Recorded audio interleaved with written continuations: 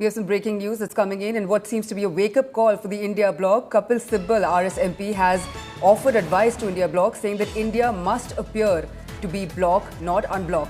That is what Rajya Sabha MP Kapil Sibal has said about India Bloc, saying that India must appear to be bloc, not unbloc. He's also said India parties must have cohesive policies, and has also said that India must have an ideological framework.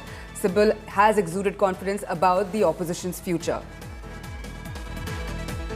So Kapil Sibal, while speaking about the India Bloc, has said that India parties need to have a cohesive policy, a cohesive ideological framework and a cohesive program for the future.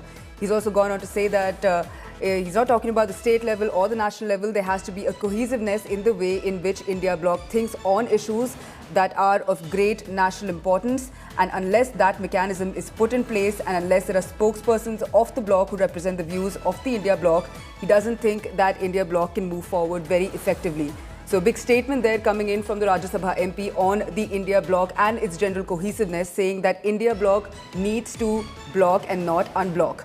When he talks about the future, he's saying that unless India Bloc is cohesive, there is no future. My colleague Ashutosh Mishra is joining me on the broadcast with more details. Ashutosh, a pointed comment there by Kapil Sibal, who's not only commented on the cohesiveness of India Bloc, but also has alluded to a need for possibly a spokesperson, saying that the alliance needs a face.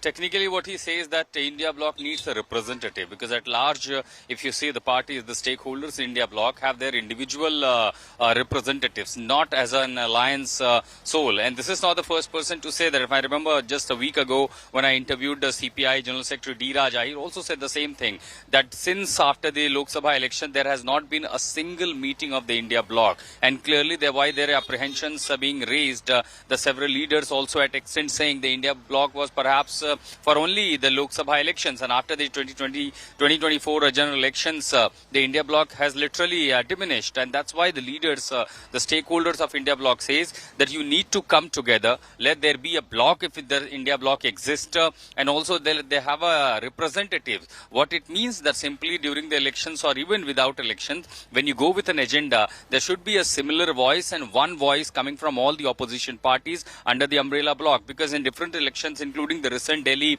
we have seen concluded that how the India Bloc partners, Congress and Aam Aadmi Party, were arch rival, contested against each other. The same case is going to be in West Bengal and the state of Kerala. So clearly, when you see the conflict within the India Bloc, partners were not unanimously, because looking at the the political dynamics of different states. So largely, leaders says if you have to contest against the BJP, there should be one voice, there should be unanimous voice, and if there is an India Bloc that exists, it needs to be seen together, and that's why they need a representative who speak on common agenda.